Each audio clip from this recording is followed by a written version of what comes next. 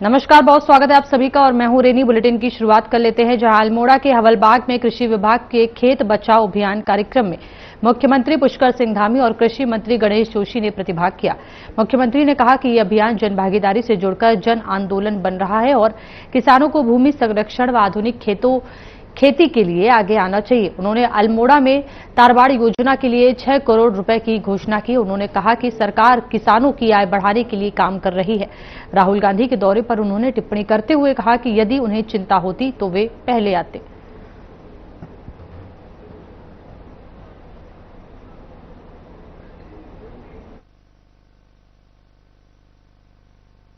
इसके पीछे मुख्य हेतु है खेत बचाने का, मिट्टी बचाने का, हमारी जमीन बचाने का, पानी बचाने का अभियान है। और विशेषकर प्राकृतिक खेती की ओर लोग जाएं, जो हमारी पुरानी समय में विरासत के तौर पर जो हमारे पूर्वजों ने हमको दिया था, उसको अपनाने की तरफ लोगों को प्रेरित करना इसका उद्देश्य है। और सरकार के प्रयासों से आज ये काम पूरे देश के अंदर लोगों में बहुत बड़ी जागरूकता लाने का काम कर रहा है और उत्तराखंड में भी हम इसको आगे बढ़ा रहे हैं। आज यहाँ पर यह अभियान शुरू हुआ है, पूरे प्रदेश के अंदर लोगों को इसके लिए प्रेरित करेंगे। और सच में चूंकि कम कीटनाशकों का उपयोग होगा, कम रसायनों का उपयोग होगा, यूरिया कम से कम जाएगी, तो निश्चित रूप से जो अन्न उत्पादित होगा वो अपने आप में औषधिपूर्ण होगा। जैसे हमारे पुराने समय में हमारे पूर्वज जो खेती करते थे।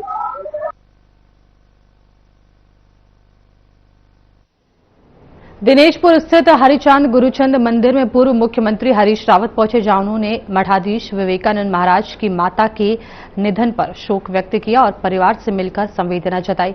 इस दौरान मीडिया से बातचीत में हरीश रावत ने राहुल गांधी के पंतनगर पहुंचने के बावजूद अल्मोड़ा न पहुंच पाने के मामले में साजिश की आशंका जताते हुए पूरे घटनाक्रम की जांच की मांग की। उन्होंने बीजेपी सरकार पर निशाना साधते हुए कहा कि आम जनता विभिन्न समस्याओं से जूझ रही है। साथ ही उन्होंने आरोप लगाया कि हरिचंद गुरुचंद फंड बंद कर दिया गया है, जिससे समाज में निराशा बढ़ी है।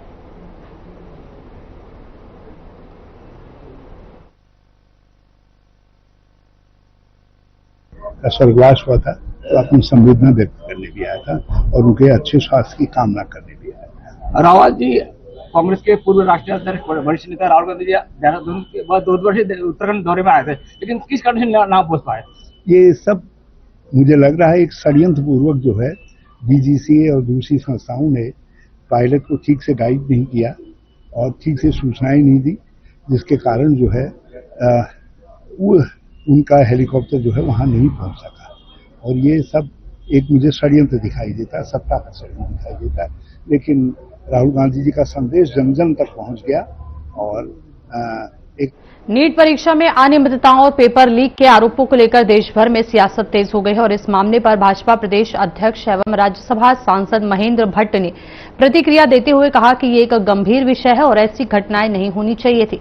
उन्होंने कहा कि केंद्र सरकार और केंद्रीय शिक्षा मंत्री धर्मेंद्र प्रधान इस पूरे मामले को गंभीरता से ले रहे हैं तथा भविष्य में छात्रों के साथ किसी भी प्रकार का अन्याय न हो, इसके लिए ठोस रणनीति भी तैयार की जा रही है।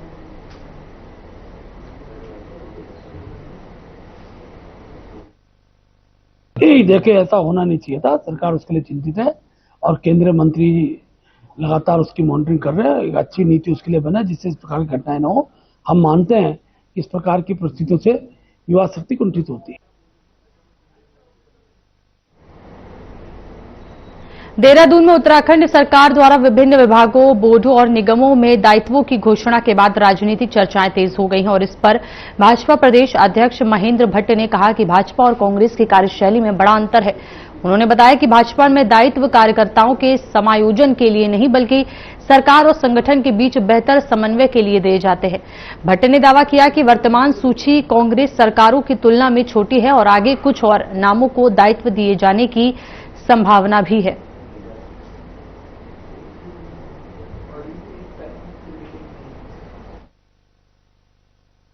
देखिए, भाजपा और कांग्रेस में जमीन आसमान का अंतर है। हम लोग कार्यकर्ता को एडजस्टमेंट के लिए दायित्वधारी नहीं बनाते हैं। हम पार्टी के अंदर और सरकार में समन्वय के लिए दायित्वधारी बनाते हैं और हमारी अभी सूची जो है 1/3 भी नहीं है कांग्रेस की। इसलिए क्या है कि जो भी कार्यकर्ता इसको सरकार में सहयोगी के रूप में लेना, ऐसे लोग दिए जा रहे हैं। हो सकता है कुछ और नाम भी। देहरादून में एसआईआर प्रक्रिया शुरू होते ही भाजपा बूथ स्तर पर सक्रिय हो गई है। भाजपा प्रदेश अध्यक्ष महेंद्र भट्ट ने बताया कि पार्टी के बीएलए 1 और बीएलए 2 की नियुक्ति पूरी हो चुकी है। 8 जून को बीएलए 1 की वर्चुअल बैठक आयोजित की जाएगी। उन्होंने कहा कि उद्देश्य ये सुनिश्चित करना है कि सभी पात्र मतदाता सूची में शामिल हों और मृतक या क्षेत्र छोड़ चुके नाम हटाए जाएं। भट्ट ने दावा किया कि इस प्रक्रिया से मतदाता सूची अधिक शुद्ध और प्रामाणिक बनेगी।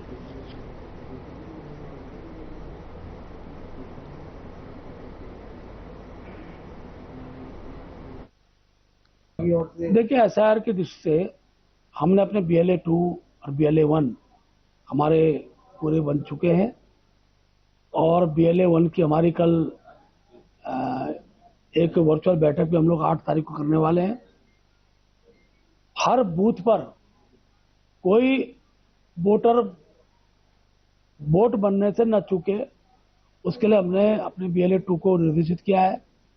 ऐसे वोट जो अब दुनिया में नहीं है या छोड़कर चले गए हैं, ऐसे वोट कटने चाहिए।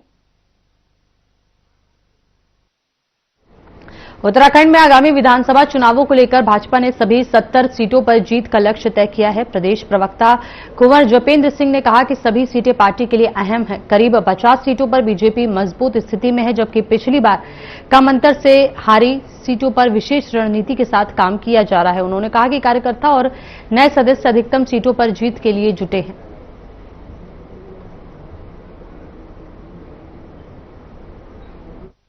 की 70 विधानसभा सीटें महत्वपूर्ण हैं।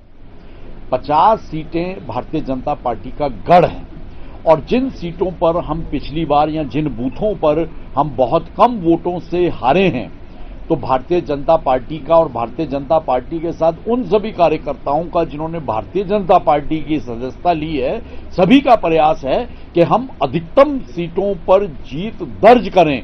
और हमें तो ऐसा भी लगता है कि उत्तराखंड की देवभूमि की देवतुल्य जनता। काशीपुर से सटी गढ़ी नेगी नगर पंचायत चुनाव में 9 जून को मतदान और 11 जून को मतगणना होगी। चुनाव में अध्यक्ष पद पर भाजपा प्रत्याशी सचिन बाटला और निर्दलीय प्रत्याशी अभिषेक सुखेजा के बीच सीधा मुकाबला माना जा रहा है। दोनों प्रत्याशियों ने जनसंपर्क तेज कर दिया है और इसी क्रम में अभिषेक सुखेजा ने ग्रामीण और बाजार क्षेत्र में रैली निकाली, जिसमें बड़ी संख्या में महिलाओं और युवाओं ने भाग लिया। कांग्रेस नेता सुभाष शर्मा ने भाजपा प्रत्याशी पर कटाक्ष करते हुए कहा कि उन्हें अपनी हार दिखाई देने लगी है और वे बाहरी नेताओं को बुलाकर भीड़ जुटा रहे हैं।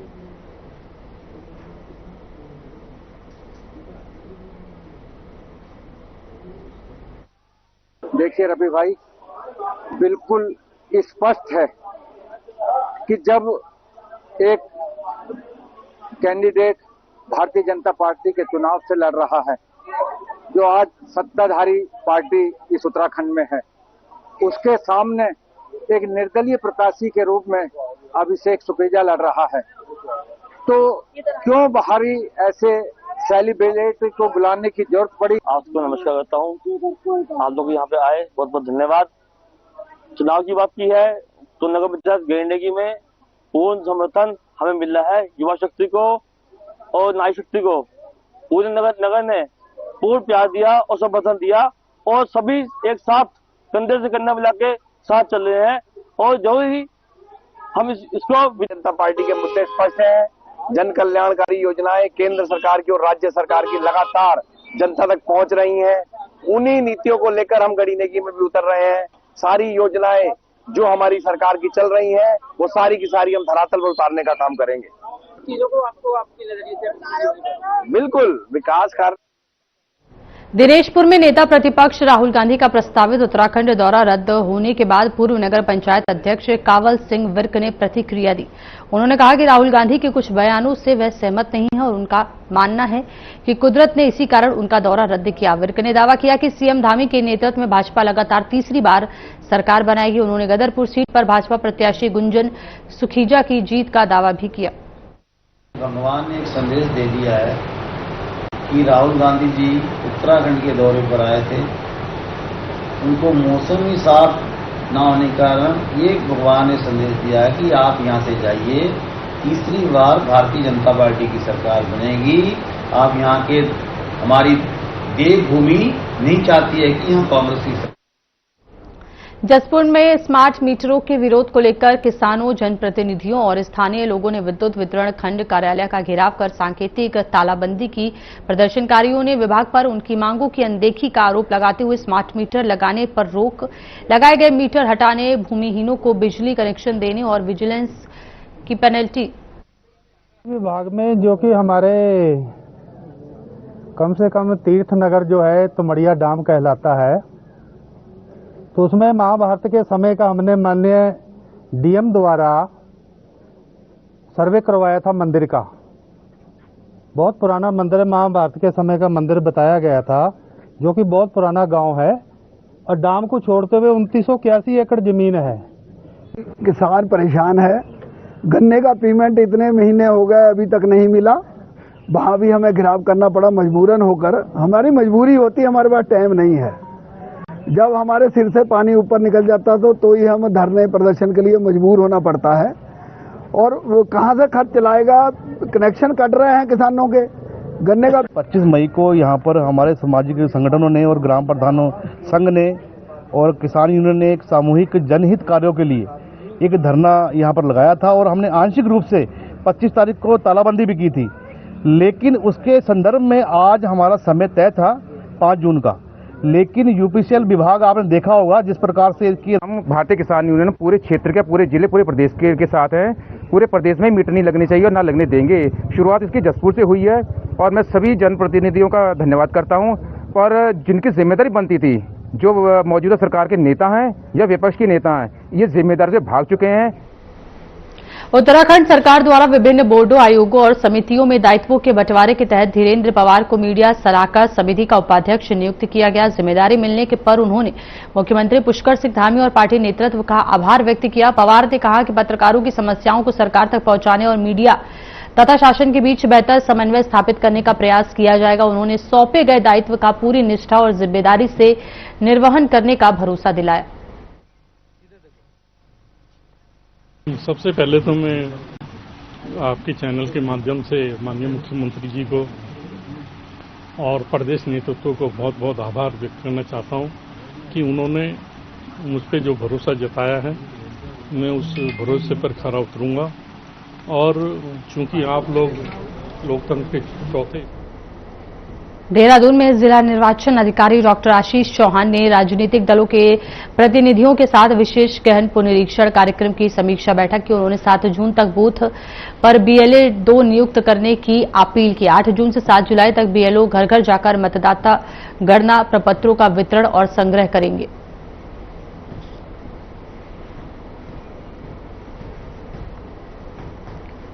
उत्तराखंड क्रांति दल के कार्यकर्ताओं ने NEET paper leak, CBSE copy जांच में कथित गड़बड़ी और सीयूईटी परीक्षा में अव्यवस्थाओं के विरोध में द्रोण चौक पर जोरदार प्रदर्शन किया। प्रदर्शनकारियों ने केंद्रीय शिक्षा मंत्री धर्मेंद्र प्रधान के खिलाफ नारेबाजी करते हुए उनका पुतला दहन किया। मूल निवास भू कानून प्रकोष्ठ अध्यक्ष लुसून टोडरिया ने सभी मामलों की उच्च स्तरीय जांच और शिक्षा मंत्री के इस्तीफे की मांग की है।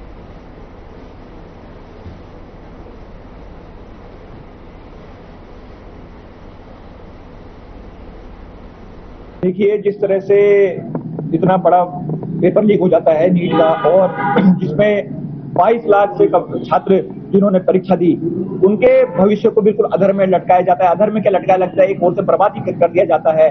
उसके बावजूद धर्मेंद्र प्रधान जो केंद्रीय शिक्षा मंत्री है, उनका जिम्मेदारी से भागना। और उसके बाद हमने देखा दूसरा प्रकरण की सीबीएसई वाले प्रकरण में ओएसएम जो हुआ कि ऑनलाइन स्क्रीन मार्किंग हुई, उसमें एक ऐसी कंपनी को ठेका दिया गया जो ब्लैक लिस्टेड रही है। और उसके बाद तमाम अनियमितताएं पाई गई, जिसमें कि लगातार हमने देखा कि जो एग्जाम कॉपियां थी उनमें घपले पाए गए। जो बच्चों ने जो एग्जाम कॉपीज मांगी उसकी जगह उनको दूसरी कॉपीज दी गई।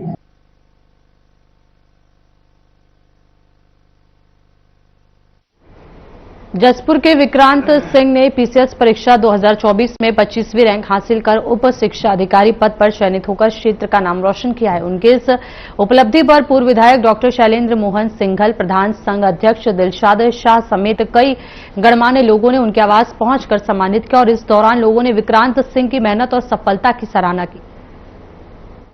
प्रथम तो मैं आपका और आपके दर्शकों का तहे दिल से शुक्रगुजार हूं, धन्यवाद देना चाहूंगा। और मैं अपने पड़ोसियों, इष्ट देव, अपने माता पिता और सभी गुरुजनों का शुक्रगुजार हूं कि उन्होंने मुझे स्नेह दिया, विश्वास बनाए रखा मेरी मेहनत में। पीसीएस का रिजल्ट निकला है, उसमें हमारे जसपुर का एक होनहार बच्चा विक्रांत सिंह, तो बहुत साधारण परिवार से है, पर एक ऐसा परिवार है जो हमेशा समाज के साथ खड़ा रहा है। तो ऐसे परिवार से एक बच्चा हमारा आज पीसीएस। प्रथम आपको धन्यवाद देता हूं और आपके दर्शकों को भी धन्यवाद देता हूं, और उसके बाद मैं अपने साथी सुरेंद्र सिंह का बहुत बहुत धन्यवाद देता हूं, क्योंकि संघर्षों के साथ कुछ न कुछ मुझे सीखने को मिला, और परिवार और गांव पूरे रायपुर के अपने प्रधान जी से लेकर के और क्षेत्रवासियों से लेकर के मैं सबका धन्यवाद देता हूं कि मेरे बच्चे के पढ़ने में सबने सहयोग किया और मुझे किसी विवाद में। फिलहाल यहाँ रुकेंगे एक छोटे से ब्रेक के लिए, जल्द वापस लौटेंगे।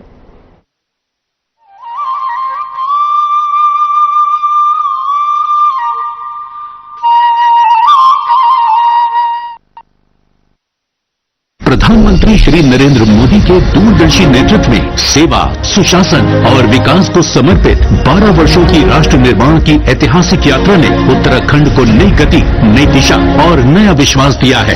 उत्तराखंड में विकास का महायज्ञ चल रहा है, जिस देवभूमि की गरिमा को भी बढ़ा रहा है। प्रधानमंत्री जी के मार्गदर्शन और मुख्यमंत्री श्री पुष्कर सिंह धामी के नेतृत्व में डबल इंजन सरकार आज विकसित भारत में विकसित उत्तराखंड के संकल्प को तेजी से साकार कर रही है। आज उत्तराखंड में केंद्र सरकार की 2 लाख करोड़ रुपए से अधिक की विकास परियोजनाओं पर कार्य प्रगति पर है।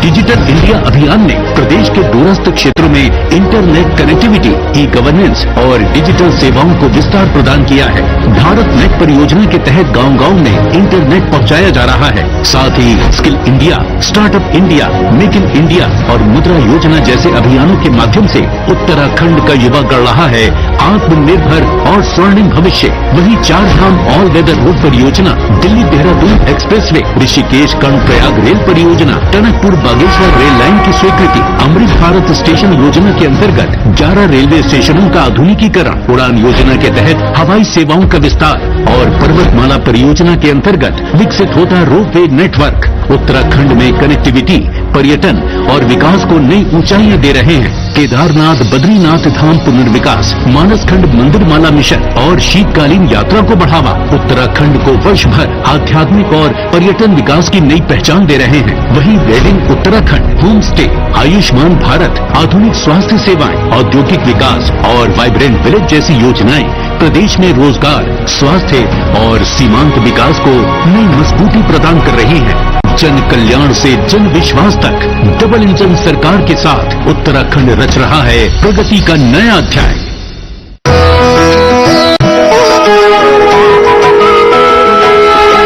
गंगा पुकारे आओ रे, हर हर शंभु गाओ रे, हरिद्वार में कुंभ सजे, श्रद्धा की डुबकी लगाओ रे।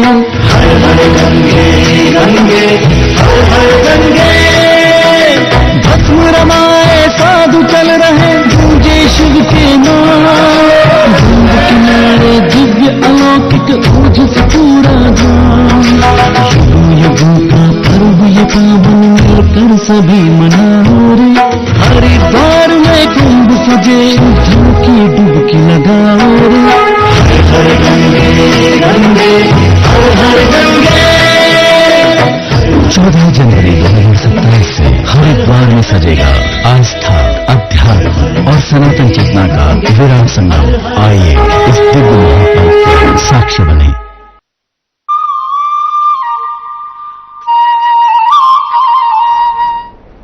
और ब्रेक के बाद खबरों में आगे बढ़ेंगे, जहां देहरादून में प्रदेशीय जूनियर हाई स्कूल शिक्षा संघ उत्तराखंड ने शिक्षकों की 13 सूत्रीय मांगों को लेकर आंदोलन का ऐलान किया है। संघ पदाधिकारियों ने प्रेस वार्ता में बताया कि लंबे समय से लंबित मांगों पर सरकार द्वारा कोई ठोस कार्रवाई नहीं की गई है।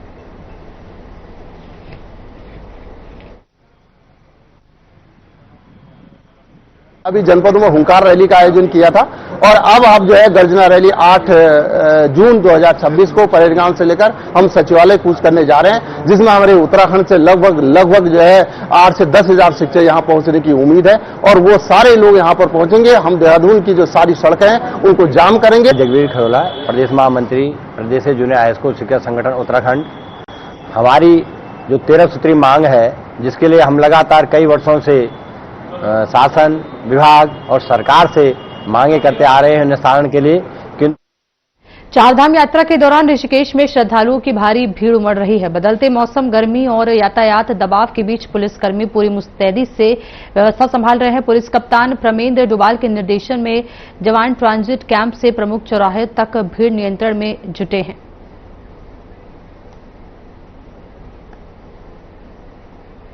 उत्तराखंड एसटीएफ ने फर्जी शस्त्र लाइसेंस के खिलाफ बड़ी कार्रवाई करते हुए 3 लोगों को गिरफ्तार किया है। जांच में सामने आया कि काशीपुर क्षेत्र के कुछ लोगों के नाम पर उत्तर प्रदेश के शाहजहांपुर से फर्जी दस्तावेजों के आधार पर अवैध शस्त्र लाइसेंस जारी किए गए थे।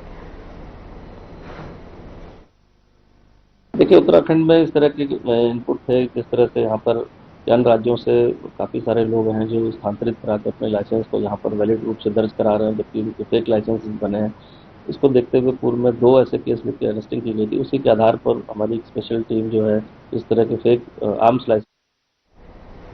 देहरादून नगर निगम परिसर में जब्त अतिक्रमण सामग्री और कबाड़ का ढेर लगने से स्वच्छता व्यवस्था पर सवाल खड़े हो गए। राजधानी को स्वच्छ और सुंदर बनाने के दावे करने वाला नगर निगम अपने ही परिसर की सफाई व्यवस्था संभालने में असफल नजर आ रहा है। मामले को गंभीर बताते हुए मुख्य नगर स्वास्थ्य अधिकारी आनंद शुक्ला, आपने अभी मेरे संज्ञान में डाला है और मैंने भी इस चीज को, मेरी भी नोटिस में आया है ये, इसको जल्द ही अभी आज ही इस संबंध में एक बैठक करके मैं निर्देश देने जा रहा हूं कि जहां जो इसके लिए फिक्स स्थान है वहीं से। अफ्रीकी देशों में बढ़ते इबोला वायरल संक्रमण को देखते हुए उत्तराखंड स्वास्थ्य विभाग अलर्ट पर है। केंद्र सरकार के निर्देश के बाद सभी सरकारी और निजी अस्पतालों को विशेष दिशा निर्देश जारी किए। प्रभावित देशों से आने वाले यात्रियों की निगरानी बढ़ा दी गई है। मुख्य चिकित्सा अधिकारी मनोज कुमार शर्मा ने बताया कि ऐसे यात्रियों को 21 दिनों तक स्वास्थ्य निगरानी में रखा जाएगा।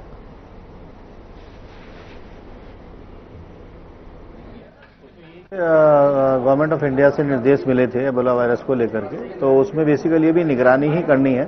जो बाहर से आने वाले लोग हैं, जैसे जो कांगो गणराज्य है वहाँ से या सूडान के क्षेत्र से आने वाले जो लोग हैं, फॉरेनर्स हैं, तो एक तो उनकी निगरानी की जानी है। तो उसमें जो एयरपोर्ट अथॉरिटी है उसके द्वारा हमें जानकारी प्राप्त होती है कि कौन लोग हमारे यहाँ पर आए हैं उस कंट्री से, तो उनकी हम निगरानी करते हैं। उनको 3 हफ्ते। मानसून से पहले उत्तराखंड सरकार ने आपदा प्रबंधन की तैयारियां तेज कर दी है। उत्तराखंड राज्य आपदा प्रबंधन प्राधिकरण के उपाध्यक्ष विनय रुहेला ने बताया कि पूरे प्रदेश में मॉक ड्रिल कर तैयारियों की समीक्षा की गई है। निगम निकायों को नालियों की सफाई, स्वास्थ्य केंद्रों में आवश्यक दवाओं की उपलब्धता और अन्य जरूरी व्यवस्थाएं सुनिश्चित करने के निर्देश दिए गए हैं।